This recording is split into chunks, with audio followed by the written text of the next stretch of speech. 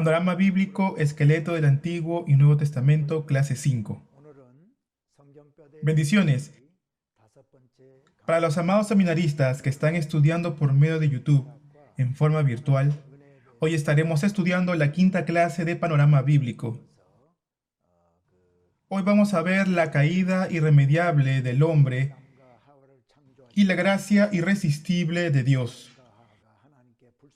Vamos a tomar parte del tema de la creación que vimos en la clase pasada, la clase número 4, cómo después de la creación de Adán y Eva, ellos han desobedecido a Dios, y vamos a partir desde ahí hasta antes de Abraham.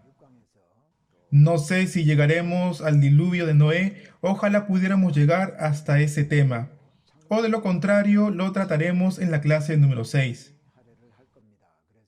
Yo creo que Génesis va a ser un libro en el cual nos vamos a detener un poco más que en los restantes libros de la Biblia. Así que no se preocupen si pasamos mucho tiempo estudiando los libros de Génesis y Éxodo, porque así en realidad es la materia, y sí tendremos tiempo suficiente para tratar el resto de los temas.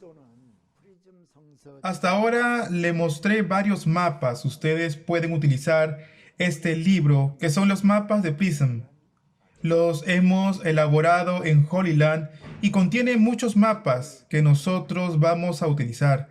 Algunos están en coreano, otros están en inglés. Es posible comprarlo por medio de las librerías virtuales. En verdad ya llevamos tiempo que no publicamos y no sé si todavía estarán disponibles en línea. Los animo a que lo puedan buscar y que lo traten de comprar, de repente utilizando los medios virtuales. Si tienen alguna dificultad, contáctese conmigo. Yo tengo también algunos ejemplares que podría proporcionarles. Se pueden contactar por correo electrónico o por algún comentario que puedan dejar en el YouTube. Bueno, entonces vamos a retomar el tema que dejamos en la clase pasada acerca del Pentateuco. Estamos viendo Génesis y cómo Adán y Eva cayeron en pecado. Adán y Eva pecaron, y todos sus descendientes, incluyendo nosotros, todos los hombres por causa de un solo hombre, se hicieron pecadores por Adán. El mundo llama delincuente a aquel que comete un delito, pero nosotros, los hombres, desde que nacemos siendo pecadores. Por eso es que nuestra naturaleza, nuestra mente, piensa en pecar, y efectivamente así lo hacemos y pecamos. Así lo dice la Biblia. Hoy vamos a ver juntos por qué Adán y Eva cayeron en pecado, y por qué ellos comieron del fruto de la ciencia del bien y del mal, que Dios les había prohibido que comieran. Comencemos entonces preguntándonos lo siguiente: ¿por qué Dios creó el árbol de la ciencia del bien y del mal, tentando así al hombre a caer en pecado? Muchos incrédulos se toman de esto para atacar el cristianismo. ¿Qué es el fruto de la ciencia del bien y del mal? Dios creó un árbol que lo dejó en medio del huerto del Edén y le dijo a Adán y a Eva: podrán comer de todos los frutos del huerto, pero del fruto del árbol que está en medio del huerto no comerás, o ciertamente morirás. ¿Por qué entonces Dios creó el fruto de la ciencia del bien y del mal y después prohibió que lo comieran? Dios lo creó y lo dejó en medio del huerto y le dijo al hombre: no comas de esto. Todos los demás tú puedes comer, pero de este árbol, de este fruto, no puedes comer. De esta manera, Dios puso en claro cuál era su poder, la autoridad que como Dios Él tiene. Fue un límite que Dios estableció para que el hombre no pueda cruzar. Tú puedes hacer todo dentro del Edén, pero esto no puedes comer, dando a entender que esto solamente depende de Dios, es decir, que la autoridad solamente es de Dios. Otro tema a pensar sería este: si Dios hubiera puesto el fruto de la ciencia del bien y del mal y lo hubiera dejado colgado bien alto, en un lugar muy alto, de tal manera que el hombre no fuera capaz de poder llegar, el hombre no hubiera podido comer ese fruto, ¿verdad? Pero Dios dejó ese fruto al alcance del hombre y le prohibió que comiera de él. ¿Por qué? Sabemos que Eva fue tentada por Satanás, la serpiente. Tomó ella primero el fruto y después le dio a probar a Adán. Dios, cuando creó al hombre, lo creó para recibir de él gloria y alabanza. Y para esto no creó a Adán. Y para que esto se cumpla, Dios no creó a Adán y a Eva como robots, sin libre albedrío, sino que les dio la libertad, les dio libre albedrío. Tú tienes la posibilidad de comer este fruto, está a tu alcance, pero tú no puedes comer de este fruto, que es muy diferente. Les dio la posibilidad de comer el fruto y de no comer el fruto. Les dio la amplia libertad. ¿Por qué? Una persona sin libre albedrío no puede glorificar a Dios. Hoy en día, el hombre ha creado robots. Los llaman inteligencia artificial, ¿verdad? Y los robots juegan ajedrez, por ejemplo, pero ellos no tienen libre albedrío. Ellos se mueven conforme a cómo han sido programados, y esto en realidad no glorifica a Dios. Supongamos que un robot se levanta por la mañana, se encuentra con Dios y dice, Dios te alabo, Dios te alabo. Entonces en realidad hubo alguien que lo programó antes para que él dijera esas palabras, Dios te alabo. Y esto no va a ser de gozo para Dios. Les cuento, yo tengo una nieta y un nieto. Cuando ellos eran chicos pequeños, desde que nacieron, ellos nacieron con libertad, ellos nacieron con libre albedrío. Entonces yo podía acercarme a ellos cuando eran más chicos y les decía, tráeme un vasito con agua. Ellos pueden traerme el vaso con agua o también pueden no traerme el vaso con agua. Pero cuando me traen el vaso con agua, aún sabiendo que tenían la posibilidad de denegarlo por su libre albedrío, y me traen el vaso, yo me siento contento y agradecido también. De esa forma yo recibo el amor de mi nieto y de mi nieta. De esta misma manera, Dios les dio libre albedrío. ¿Para qué?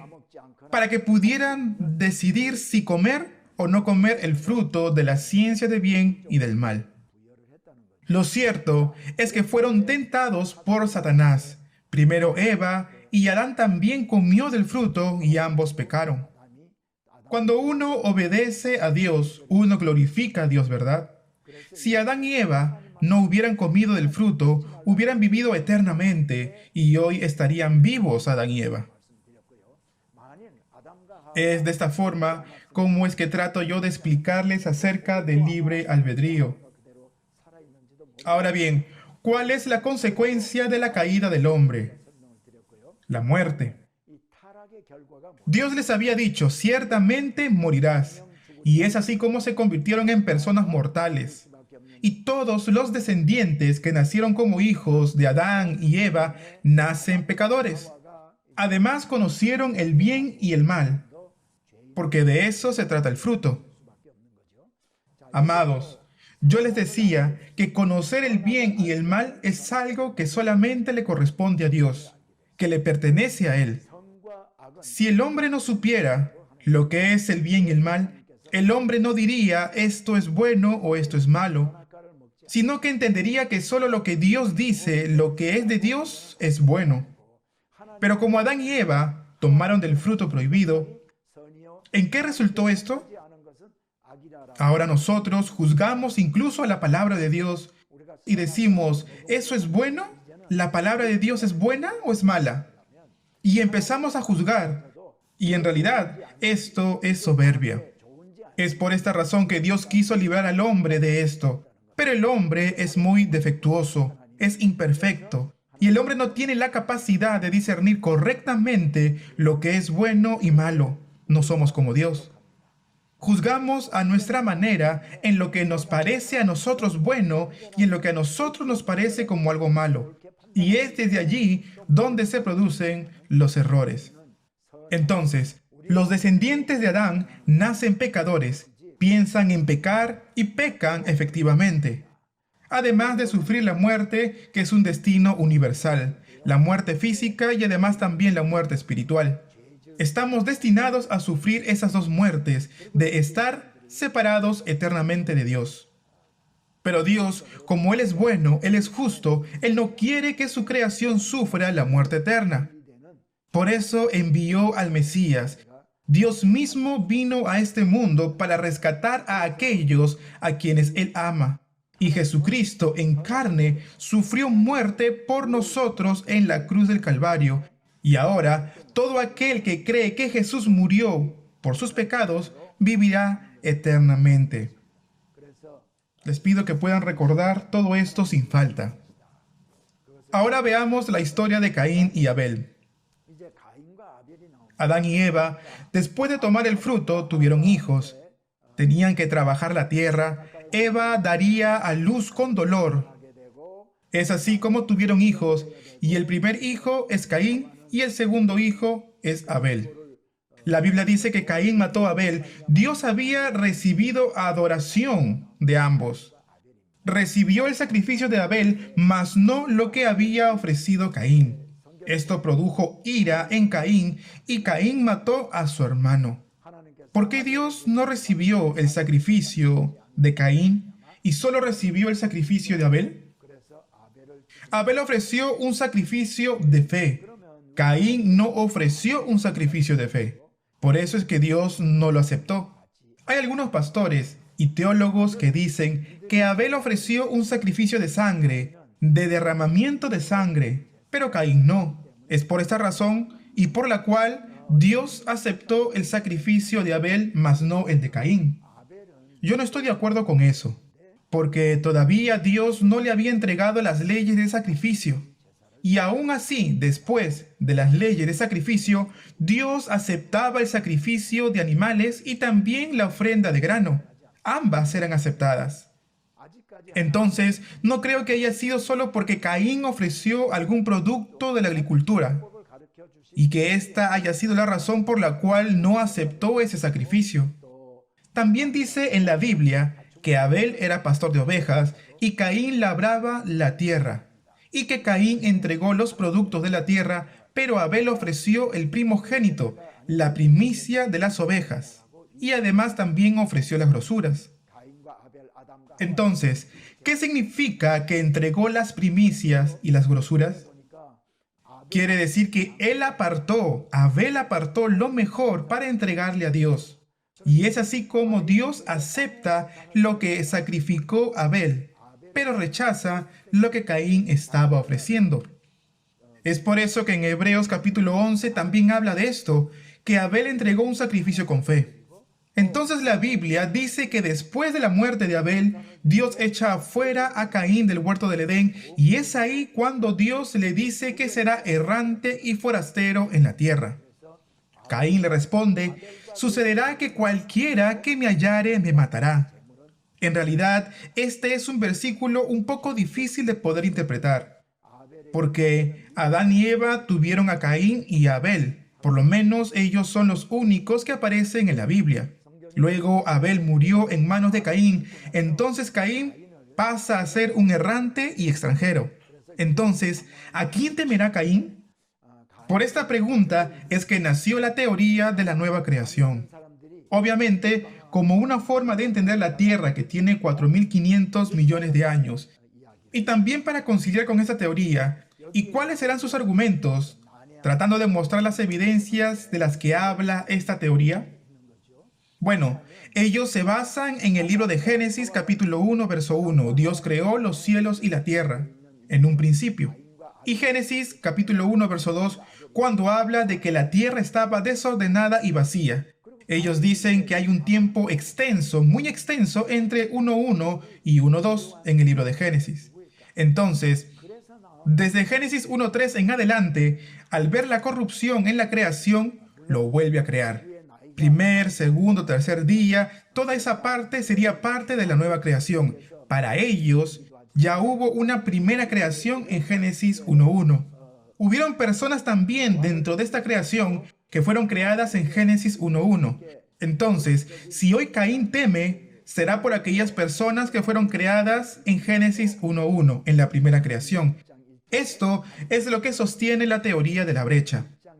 ¿Se acuerdan que en la primera clase, cuando les explicamos sobre Génesis 1.1 y 1.2, ya les hablé un poco de esta teoría? Esta teoría es cerrada, no es evangélica, no es conforme a nuestros principios evangélicos o a las doctrinas bíblicas. Entonces, ¿quiénes son estas personas que teme Caín? Se cree que la Biblia no registró todos los hijos de Adán y Eva. Seguramente hubieron otros que no fueron Caín ni Abel. Entre esos hijos de Adán y Eva, algunos estarían más de acuerdo con Caín y otros con Abel. Pudo haber sido, es una suposición. Entonces, cuando Caín mató a Abel, quizá habrían algunos hermanos que quisieron tomar venganza de esto, es lo que se cree, y se especula que pudieron haber sido ellos, los hermanos de Caín, tratando de matarlo. Bueno, cuando vayamos al reino de los cielos y veamos al Señor, le preguntaremos y tendremos una respuesta más acertada. Pero lo cierto es que no hubo una recreación, una nueva creación. Este es en realidad un versículo difícil de entender, pero bueno, nosotros lo entendemos y lo explicamos de esta manera. ¿Y por qué? ¿En qué nos basamos nosotros para poder decir esto? En este punto, Caín anda errante y extranjero, y Dios le da a Adán y a Eva un nuevo hijo llamado Set, otro hijo piadoso. Y así como nació Set, a Set le nacieron hijos. ¿Con quién se casó para tener estos hijos? En la Biblia no aparece este tipo de información. También aparece más adelante los hijos de Caín, pero tampoco aparece en la Biblia el nombre de la mujer con quien tuvo estos hijos. Tampoco aparece el nombre de la mujer de Set con quien tuvo hijos. No tenemos los nombres registrados en la Biblia. ¿Quiénes entonces son estas mujeres que se casaron con Caín y con Set? En este tiempo de la antigüedad se casaban entre hermanos. No era algo tan extraño el incesto como nosotros lo llamamos hoy en día. Antes solo había Adán y Eva. Entonces se casaban necesariamente entre sus hijos. Con este concepto podemos decir que esta es una inferencia lógica que nosotros podemos hacer. Entonces, Caín estaría atemorizado de los mismos hermanos, de los otros hijos de Adán y Eva. Volviendo un poco a Génesis, hablamos de la creación de Adán y Eva, hablamos sobre la rebelión del hombre. También hemos hablado de Caín y Set. Set es un hijo piadoso que Dios le da a Adán y Eva. Dios siempre es un Dios de segundas oportunidades. Dios primero les da a Caín y Abel. Caín luego mata a Abel. Caín anda errante extranjero. En realidad se convirtió en un hombre que no le agradaba a Dios. Entonces Dios le da a Adán y a Eva un hijo nuevo, un hijo piadoso llamado Set, para poder cumplir así por medio de los hijos de Set lo que había determinado para la humanidad. Más adelante, en este mismo libro de Génesis, encontramos la historia del diluvio de Noé. Aparece Noé y un gran diluvio. La Biblia dice de la siguiente forma. La Biblia dice que viendo los hijos de Dios que las hijas de los hombres eran hermosas, tomaron para sí mujeres escogiendo entre todas. ¿Quiénes son los hijos de Dios de la que habla la Biblia? ¿Quiénes son las hijas de los hombres? Dice que se multiplicó el pecado sobre la tierra. Se había multiplicado de tal manera el pecado que Dios se propone exterminar a los hombres y cubrir la faz de la tierra con agua. Dice la palabra de Dios que se lamenta. Dice que se arrepiente. Dice que se arrepiente Dios de haber hecho al hombre sobre la tierra. Le dolió en su corazón. Sabemos que Dios no es hombre para que mienta, ni hijo de hombre para que se arrepienta. Entonces, el sentimiento que Dios sentía en ese momento es descrito en un término humano para que nosotros como humanos lo podamos entender. También dice la Biblia, en otra parte, no se cortará el brazo de Jehová para salvar a los hombres. Al leer esto, nosotros podemos pensar, ¿quiere decir que Dios tiene brazos? Y por esta razón, para poder darse a entender a los hombres, Dios ha explicado ciertas situaciones como si fuera hombre, igual que nosotros. Pero ¿cómo entender esto? Que los hijos de Dios se casaron con las hijas de los hombres. Algunos dicen que eran ángeles. Que los ángeles se casaron con las hijas de los hombres y dieron origen a los gigantes que había en la tierra, de los cuales habla el libro de Génesis. Pero creo que esa no es una manera sana de interpretar las Escrituras. Los hijos de Dios, ¿quiénes son? Los hijos de Dios, ¿quiénes son? No se refiere a los ángeles, porque los ángeles no se pueden dar en casamiento. No hay manera que un ángel se pueda casar con un hombre. Por hijo de Dios, se estaría refiriendo a los hijos de Set, a los piadosos, a los que conocían a Dios. ¿Y quiénes serían entonces las hijas de los hombres? Pudieron haber sido la descendencia de Caín y los que desobedecen a Dios, los que dicen que Dios no existe, los que no adoran a Dios, aquellos que viven en forma humana y que siguen las formas humanas. Entonces los hijos de Set se empezaron a casar con personas que no adoran a Dios, que no temen a Dios, con los hijos de Caín. Entonces, estos que adoraban a Dios terminaron contaminados. En lugar de servir a Dios, comenzaron a pecar. Y es así como Dios determinó exterminar a los hombres sobre la faz de la tierra con un diluvio. Y esto causó la muerte de muchas personas. Sobre el diluvio de Noé, ¿qué cosas hizo él? No lo vamos a ver con profundidad, con detalle, para poder redimir un poco el tiempo. Entonces, Dios manda a Noé a hacer un arca, y todo el ganado, todo animal entra dentro del arca por parejas para poder salvaguardarse del diluvio. Noé, su esposa, Sem, Cam y Jafet, juntamente con sus respectivas esposas, entran también dentro del arca, y todos los demás pecadores quedaron afuera y murieron. Solo Noé y su familia fueron salvados.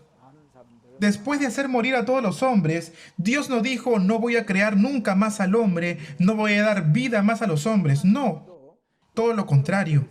Dios les dio una nueva oportunidad a los hijos de Noé. Después del juicio de Noé o el juicio del diluvio, encontramos la historia y la genealogía de Sem, Cam y Jafet. Cuando ellos se bajan del arca, siembran la vid, preparan el vino, y cuando Noé ya estaba ebrio, Cam ve a su padre acostado ebrio y desnudo y luego se burla de él. Sem y Jafet van a donde está su padre y a pesar de que él estaba desnudo, se van caminando hacia atrás y cubren la desnudez de su padre. Es así como aparece la historia de Sem, Cam y Jafet. Y de los tres, la Biblia se enfoca en la historia de Sem. Luego los hermanos tienen hijos y se multiplican. Pero ya en este punto, todos los demás hijos de Set y Caín murieron a causa del diluvio. Solo se salvó la familia de Noé y sus hijos. Entonces, Sem, Cam y Jafet viven juntos y vemos que su descendencia más adelante construye una torre para así llegar a Dios y caen en soberbia. No dice mayores detalles en la Biblia, pero confrontaron y se rebelaron contra Dios. Si ellos levantaron la torre de Babel, fue porque ellos estaban ensoberbecidos en su corazón. Cuando nosotros decimos: yo puedo vivir sin Dios, yo puedo hacerlo sin Dios, eso es soberbia. Es por esta razón que Dios dijo: no es bueno que estén juntos, ellos tienen poder, tienen fuerza, tienen fama, vamos a confundir sus lenguas. En ese tiempo era posible comunicarse con todos en un solo idioma. Y de repente, de un momento a otro, todos hablaban diferentes lenguas, diferentes idiomas, y es así como se dispersan todos por todo el mundo. Todo esto que acabamos de ver ha sido hasta la Torre de Babel. Entonces, en un breve repaso, podemos decir que hemos visto de Génesis, empezando desde la creación, y hemos hablado hasta la Torre de Babel. Ahora bien, de entre todos los hijos de Sem aparece Abraham. Habíamos hablado de Sem, Cam y Jafet, pero en realidad vamos a concentrarnos en Abraham. Entonces encontramos una genealogía que comienza desde Adán hasta Abraham. Tenemos entonces la historia de Abraham. Abraham vivía en Ur de los Caldeos. Esto sería Irak, lo que se conoce hoy en día. cerca de donde se junta el río Tigris con el Éufrates. Yo les quiero mostrar en el mapa. Por aquí está la tierra de Canaán, ¿verdad? Por ahí está el mar de Galilea también. Y más abajo se encuentra el mar Rojo. Por aquí está, aquí está la península del Sinaí. Y esta parte que está marcado con rojo, aquí están los dos ríos, el río Tigris y el Éufrates. Aquí en donde se juntan los ríos, hice un círculo, justo estoy tapando el círculo, ¿verdad? ¿Cómo era aquel lugar? ¿Cuáles eran las características de Ur de los Caldeos? Realmente era un lugar muy idólatra. Proliferaba la idolatría en ese entonces. Y es ahí que Taré vivía con Abraham, su hijo, y con Nacor, que es otro hermano de Abraham. Pero Nacor muere cuando su esposa daba luz a su hijo Lot, y es ahí donde Abraham se hace cargo de Lot. Entonces, Taré toma a Abraham, su hijo, y a Lot, su nieto, y se muda de Ur de los Caldeos. ¿Hacia dónde van a ir? Aquí donde está marcado en el mapa, en un círculo verde, a Harán. Ahí se mudan a Harán. A veces la Biblia aparece como Padán o Padán Aram. ¿Cuál sería entonces la diferencia entre Padán Aram y Aram? Yo creo que les dije anteriormente. Aram se refiere a una ciudad pequeña y Padán Aram al área que corresponde a Aram. Sería, por ejemplo, hablar de una ciudad cuando hablamos de Aram. Les estoy dando ejemplos con Corea.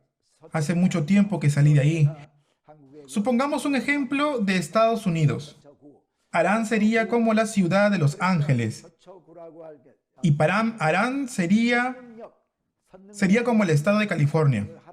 ¿Ven que a veces puedo decir California y otras veces Los Ángeles? Padán Aram es una región más grande. Podríamos decir que es como el condado de Orange, por ejemplo, que es más grande y comprende varias ciudades dentro. Entonces, cuando estaban en Aram,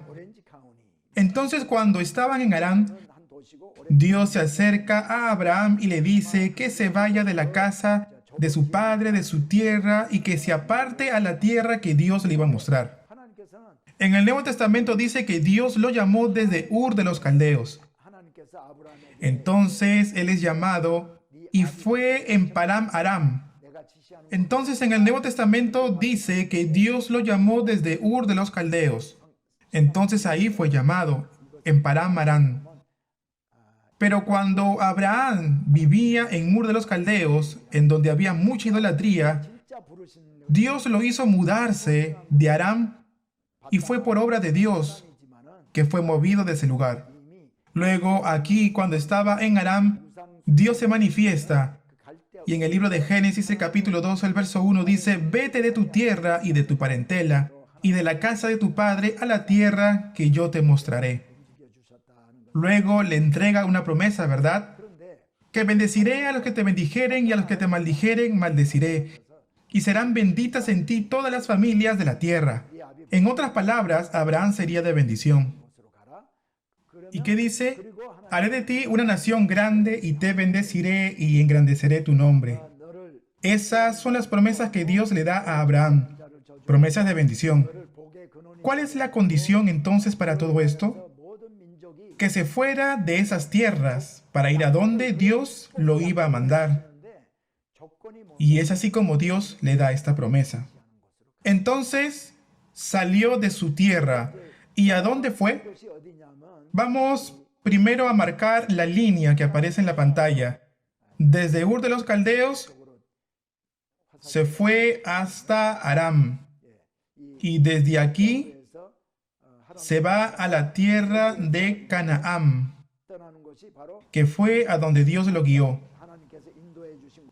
Y llegó a una tierra llamada Siquem.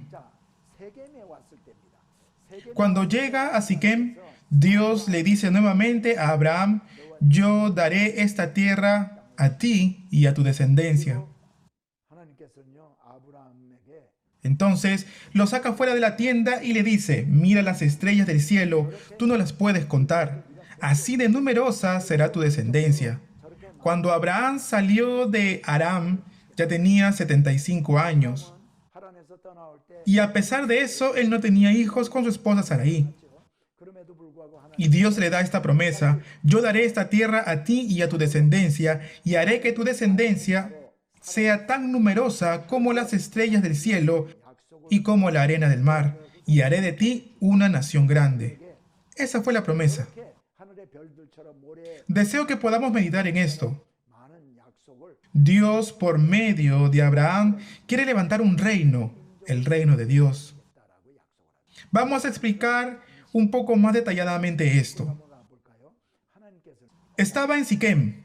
Abraham de allí va al sur.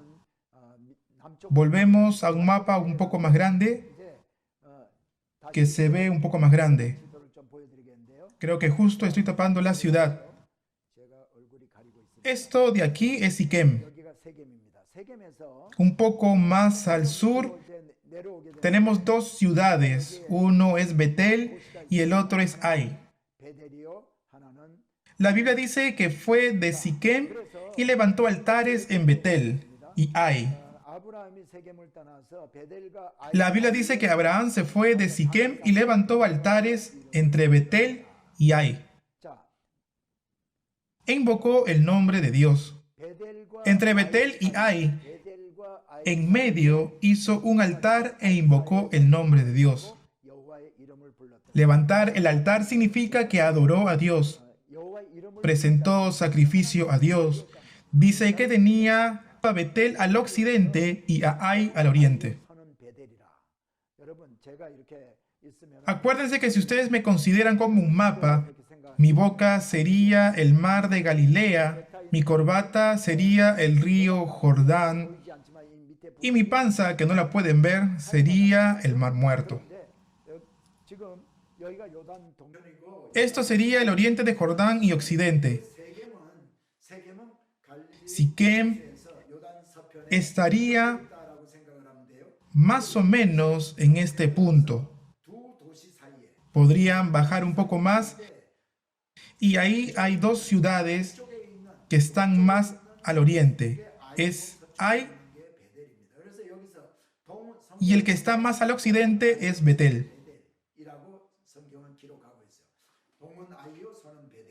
Por eso es que dice Génesis 12:8, teniendo a Betel al occidente y a Ai al oriente.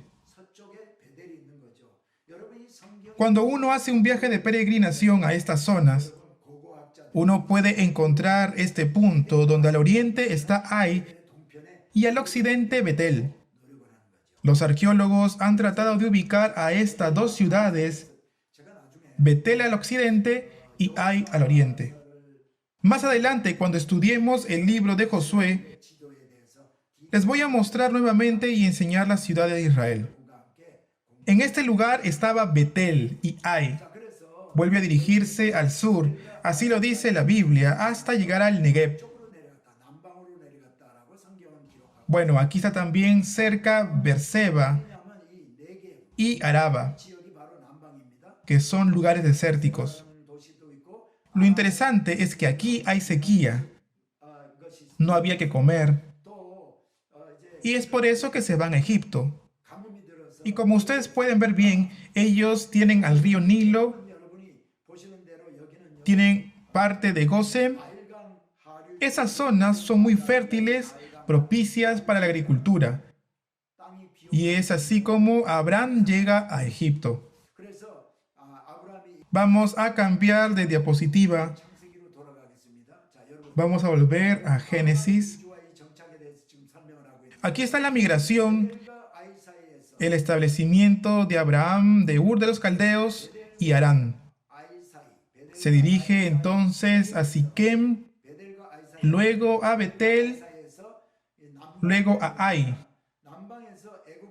¿no? Así lo ven en la pantalla. En realidad, entre Betel y Ai. De ahí se van al Negev y de Negev a Egipto. Todo esto fue por causa de la sequía. ¿Qué ocurre en Egipto? Nosotros conocemos muy bien esa historia, ¿no? Como Sara era de un aspecto muy hermoso, Abraham tenía miedo de que los egipcios lo maten para quitarle a su esposa. Así que se pone de acuerdo con ella y le dice, di que eres mi hermana. Cuando Abraham estaba en Siquem, Dios ya le había dicho a Abraham, tu descendencia será el hijo que te dé a ti Sara. Y te bendeciré y bendeciré a tus hijos. Pero él dijo, yo no tengo ningún hijo. Que viva delante de ti Eliezer, a quien lo tengo como heredero. Pero no, Eliezer no será tu descendencia, sino la simiente que nacerá de ti con Sara. En realidad hay una promesa de que iba a tener un hijo con su esposa. Pese a esto, él, Abraham, comete esta necedad de mentir. Y fue por esa causa, por esta mentira. Y estando en Egipto, y viendo que Sarai era tan hermosa, se la llevan delante del faraón para que el faraón la tome como mujer. Pero dice también que Dios hirió al faraón y a su casa con grandes plagas. Por esta causa, por la causa de Sarai. Si bien no lo dice tácitamente en la Biblia, Abraham había tratado de rescatar a Sara. Y el faraón asustado devuelve a Sarai con Abraham. Y el faraón le dice a Abraham, ¿qué es esto que has hecho conmigo? ¿Por qué me declaraste que era tu mujer? Y le dio mucho ganado y muchos bienes a Abraham para que se fuese de Egipto. Sabemos que Dios había determinado a hacer algo formal del linaje de Abraham y Sarai. Quería formar una nación. Pero Abraham, por la falta de fe, cometió este error. Pese a eso, Dios restituye a Abraham.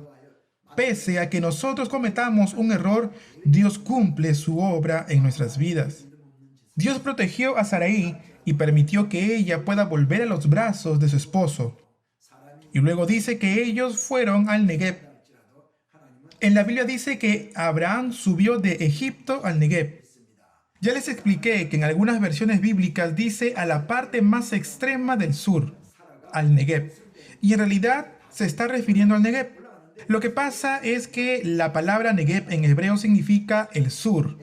Entonces uno dice, pero si es el extremo del sur, de allí ¿cómo van más para Egipto?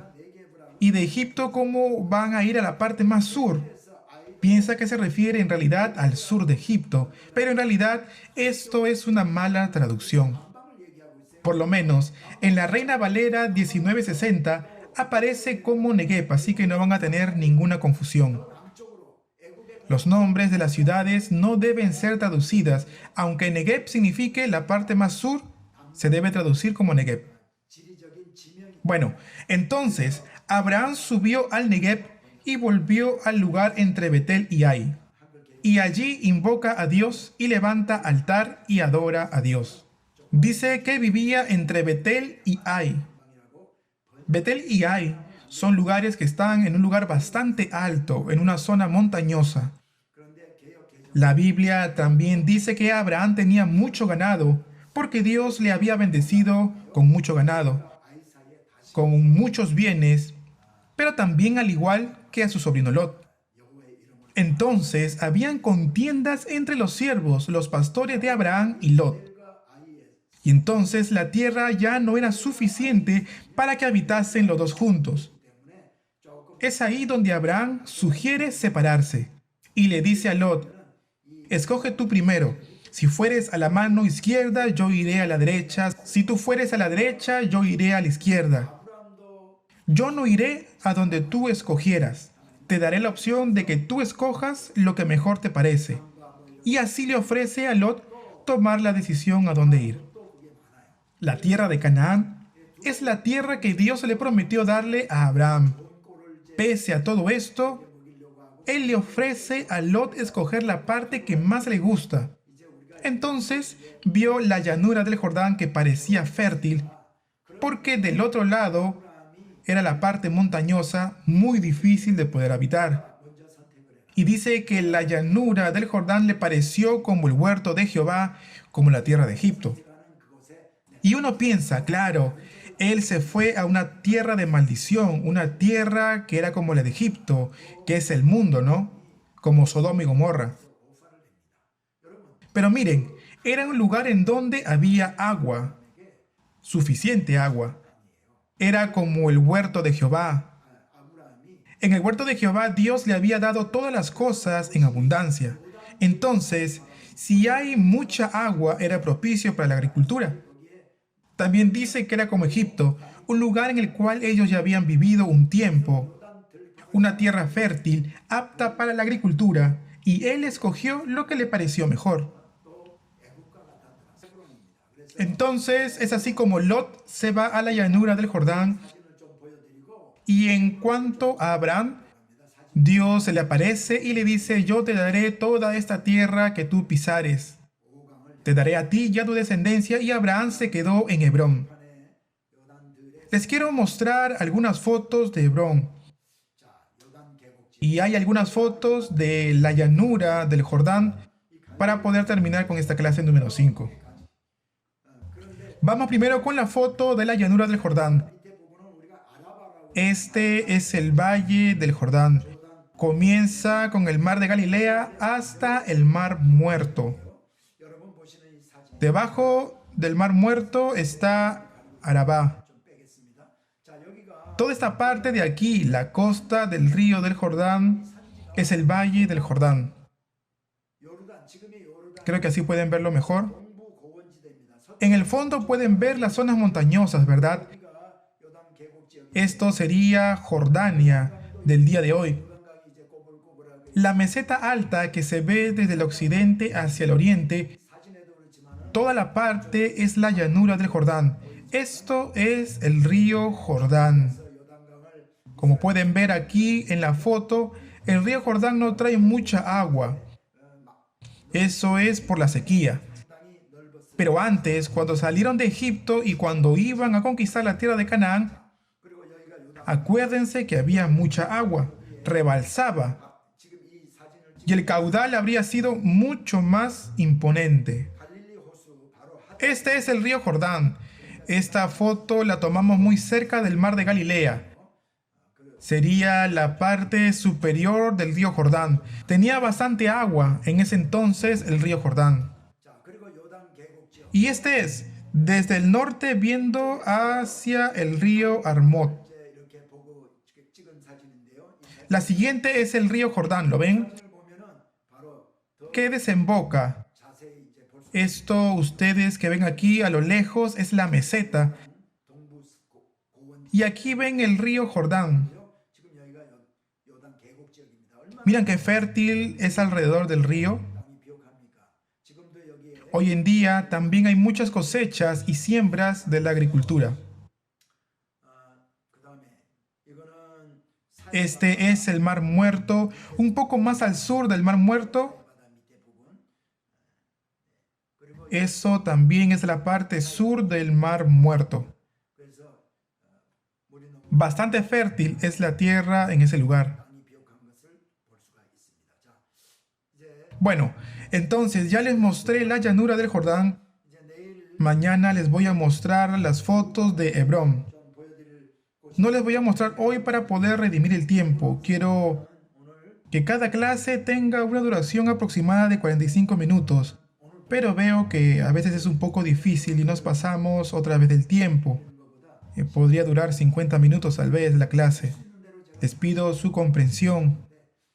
Bueno, amados seminaristas, nosotros hemos visto entonces hasta Abraham, cuando él llega a Hebrón. Pero antes de llegar a Hebrón se separa de Lot. Desde la sexta clase vamos a hablar sobre lo que sucede en Hebrón. Cómo muere Sarai en Hebrón. Y luego manda a su siervo Eleazar a Harán al norte para buscar esposa a Isaac. Y vamos a seguir hablando un poco más acerca de Abraham. Muchas gracias por el